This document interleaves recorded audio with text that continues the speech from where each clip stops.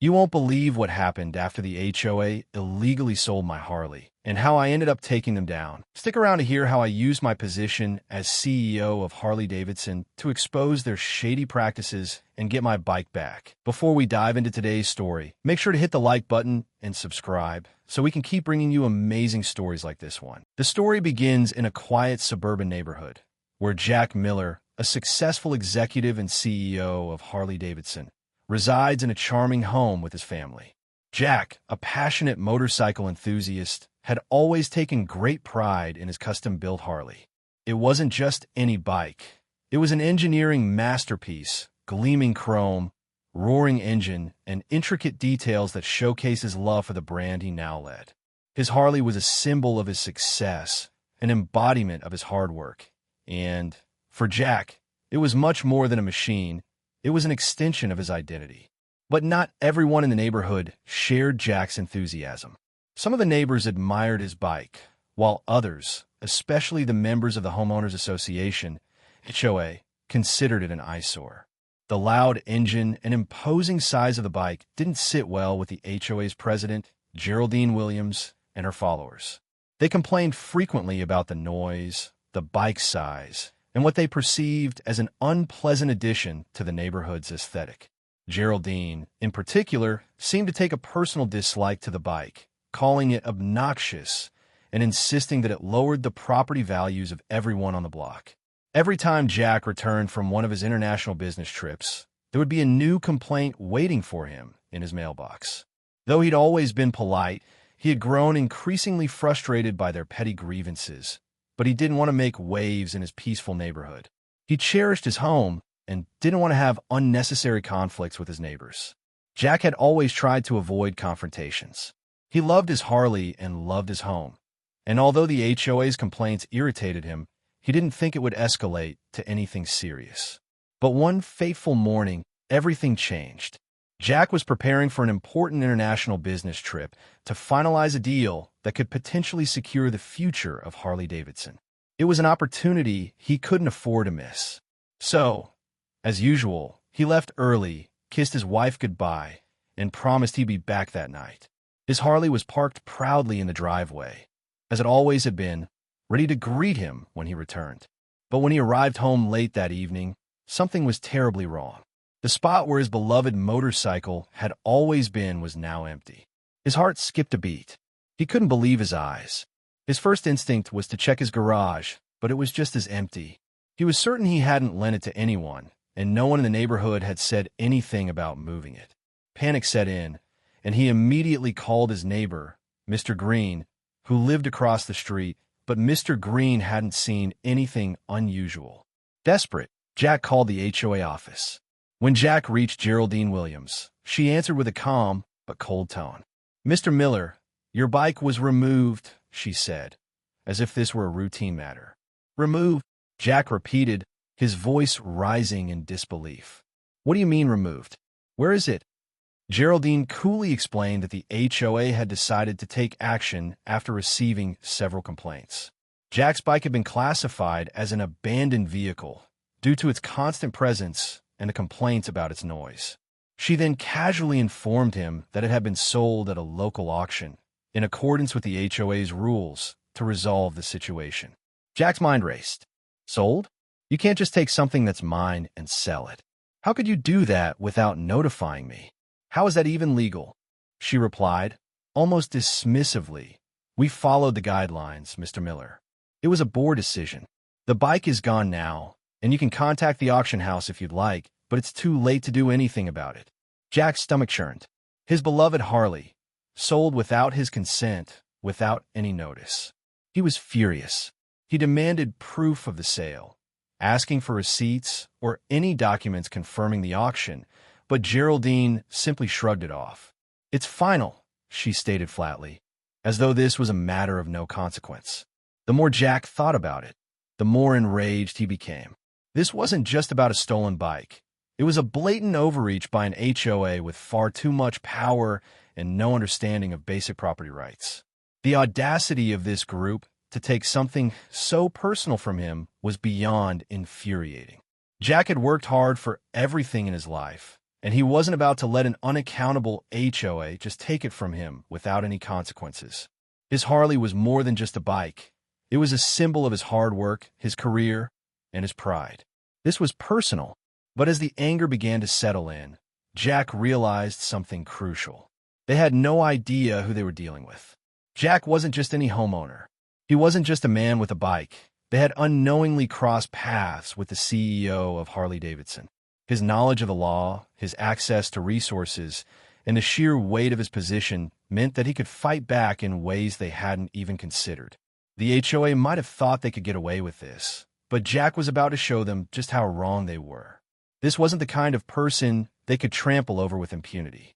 After the shocking news that his Harley had been sold off by the HOA without his consent, Jack Miller didn't waste any time in taking action. The audacity of the HOA's decision to sell his bike under the guise of cleaning up the neighborhood lit a fire within him. He immediately began looking for ways to confront them. But more importantly, he wanted to ensure they were held accountable for their illegal actions. The first step was to gather as much information as possible about the sale. Jack's first move was to reach out to the local auction house Geraldine had mentioned. He was calm but firm as he inquired about the details of the sale, asking for any documents, receipts, or proof of transaction. He was met with resistance at first. The auction house wasn't willing to release any details to a third party without proper authorization, but Jack was determined. He explained his situation, and after a few back-and-forth emails, they finally sent him a copy of the auction records. As he looked over the sale receipt, his blood ran cold. The bike had been sold for a fraction of its worth, barely enough to cover the towing and storage fees. It was evident that the HOA had orchestrated the sale, but they hadn't followed the necessary procedures for handling someone's property. At this point, Jack realized the extent of their deception. Not only had they illegally taken his bike, but they had also sold it under fraudulent circumstances. The auction had been a quick fix, a way to bypass the law and pocket a bit of extra money in the process. There were no prior notices sent to Jack, no legal documentation proving the bike had been abandoned, and no genuine effort to contact him before making the sale. The HOA had clearly violated several rules in their attempt to clean up the neighborhood in the most unethical way possible. Jack felt a rush of determination surge through him. He knew that he could take legal action against them, but he also knew it would be no easy battle. The HOA was a powerful organization, and Geraldine Williams, the president, had deep connections within the local community. However, Jack wasn't just any homeowner. As the CEO of Harley-Davidson, he had access to top-tier legal resources, an army of experts at his disposal, and the financial power to take on any adversary. He would not let this slide. This was more than just about getting his bike back. It was about sending a message to the HOA and to anyone else who thought they could trample over people's rights without consequence. Jack's next step was to contact his lawyer, Patricia Alvarez, a sharp, no-nonsense attorney who had worked with him on several business matters. Patricia was quick to recognize the seriousness of the situation. She had already heard of the HOA's controversial actions in the past, and she knew that the group's legal standing wasn't as solid as they might have thought. She advised Jack to file a formal complaint and seek damages for the unlawful sale of his property. Together, they reviewed the details of the auction sale, looking for any cracks in the HOA's defense. There were plenty. After gathering all the necessary documents, Jack and Patricia presented their case to the local authorities. The HOA had clearly violated several laws, including theft and improper handling of personal property. It wasn't just a matter of Jack losing his bike. The HOA had overstepped its bounds in the most egregious way possible. Their behavior wasn't just poor management, it was a crime. As Jack worked with Patricia to prepare for a potential lawsuit, he also began to gather evidence of the HOA's pattern of overreach and mistreatment of other residents. There were stories from neighbors about unexplained fines, harsh enforcement of minor rules, and a general atmosphere of fear surrounding Geraldine Williams and her leadership. Jack wasn't just fighting for his bike anymore. This had become a fight for justice. His experience with Harley-Davidson and his knowledge of corporate law meant that he could go toe-to-toe with anyone, but the personal stakes were now much higher. He wanted to make sure no one else in the neighborhood had to endure what he was going through. As the legal proceedings began, Jack started to get support from other residents who had grown tired of the HOA's overbearing tactics. Some spoke out about the harassment they'd endured from Geraldine and the board, while others simply expressed relief that someone was finally standing up to the HOA's tyrannical rule. In the midst of all this, Jack received a surprise call from an anonymous source within the local council. The caller informed him that the HOA had been under investigation for several months for similar infractions, though they hadn't yet been exposed to the public. Jack's anger boiled over, but at the same time, he felt a sense of relief. The fight was no longer just about him and his stolen bike. It was about uncovering a much larger problem that had plagued the community for years. With the help of his lawyer, Jack started to gather evidence, ready to take this issue to court if necessary. But Jack also knew that he couldn't take this fight alone. The more people he could rally to his cause, the more power he would have to dismantle the corrupt practices of the HOA. He was determined to not only recover his Harley, but also to ensure that the HOA would never again abuse its power. It was time for Jack Miller to turn the tables, and he had no intention of losing.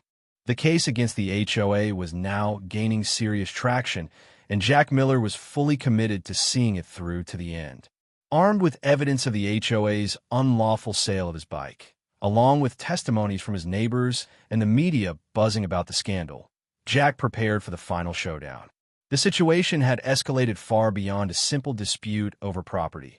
It had become a full-blown battle between a powerful community organization and a man who wasn't willing to let his rights be trampled. And Jack wasn't alone anymore. His fight had become a rallying point for all those who had suffered under the HOA's oppressive rule. Geraldine Williams, the president of the HOA, had grown increasingly nervous as Jack's campaign picked up steam. She knew that the scandal was only going to get worse as more details about her illegal actions came to light. The media coverage was relentless, and residents were coming forward with stories of mistreatment, unfair fines, and intimidation tactics. The HOA was facing a public relations nightmare, and Geraldine, who had once seen herself as untouchable, now found herself on the defensive. Jack wasn't just after his bike anymore. He was after the truth, and he intended to make sure the HOA's corrupt practices were exposed for all to see. Despite the mounting pressure, Geraldine and the HOA's legal team remained steadfast, hoping that they could ride out the storm. They believed that their established influence in the community, coupled with their legal resources, would be enough to suppress the growing outrage. But they underestimated Jack's resolve and the power of a man determined to fight for what was right. Jack wasn't just a victim here. He was a symbol of the fight against corruption and overreach. As the CEO of Harley-Davidson, he had the financial resources and legal expertise to go head-to-head with the HOA and its lawyers. The battle would be long, but Jack had no intention of backing down. The turning point came when Jack, with the help of his lawyer Patricia, uncovered a crucial piece of evidence. Geraldine Williams had been using the HOA's powers to bully and manipulate other homeowners for personal gain. Jack's investigation revealed that Geraldine had been leveraging her position to secure favors from local contractors and vendors, inflating costs and pocketing kickbacks. Not only had she illegally sold Jack's bike, but she had also been enriching herself at the expense of the entire neighborhood. This discovery sent shockwaves through the community and was the final nail in the coffin for Geraldine and her allies. With this new evidence in hand, Jack and Patricia moved swiftly. They filed a lawsuit that not only demanded the return of Jack's bike, but also sought damages for the HOA's unlawful actions, including the fraudulent sale of personal property, harassment, and abuse of power. As Jack's legal team prepared for court, he made it clear that this wasn't just about reclaiming a motorcycle. It was about restoring justice to the neighborhood and ensuring that no other residents would fall victim to the HOA's unethical behavior. The courtroom drama was intense. The HOA's defense, led by a team of high-powered lawyers, tried to argue that they were within their rights to sell Jack's bike, citing vague clauses in the HOA's bylaws. But Jack's team expertly dismantled their case, pointing out the numerous violations of both state and federal law. They showed how Geraldine's actions were not only illegal, but also a breach of the trust the residents had placed in her leadership. Witness after witness came forward to testify about the HOA's abusive tactics, and it became clear that the organization was rotten to its core. As the trial reached its climax, the judge delivered a damning ruling. The HOA was ordered to pay Jack significant damages for the illegal sale of his bike, as well as for the emotional distress caused by their actions. In addition, the court ruled that Geraldine Williams would be personally liable for her role in orchestrating the fraudulent sale and using her position for personal gain. The HOA was also ordered to disband its current leadership and hold new elections to restore integrity to the organization. For Jack, the victory was sweet, but it wasn't just about the money or the legal ruling. It was about making a statement to the HOA, to the community, and to anyone who thought they could abuse power without facing consequences. His Harley, though irreplaceable, was only a symbol of the larger issue at play. The case set a precedent that would discourage any other HOA from thinking they could overstep their legal boundaries. In the days following the trial, the press covered the story widely, and Jack's victory became a beacon of hope for those who had been living under the thumb of powerful, unchecked organizations. Residents began to reclaim their rights, and new leadership emerged within the HOA. Jack's actions had led to real, lasting change in the neighborhood, and he had set a powerful example for others to follow. As for Jack, he got his Harley back, its chrome gleaming, the engine roaring to life once again. But he knew that the real triumph was in the message he had sent. No one, not even an HOA, was above the law. In reclaiming his bike, Jack had reclaimed something even more valuable: the respect and trust of his community.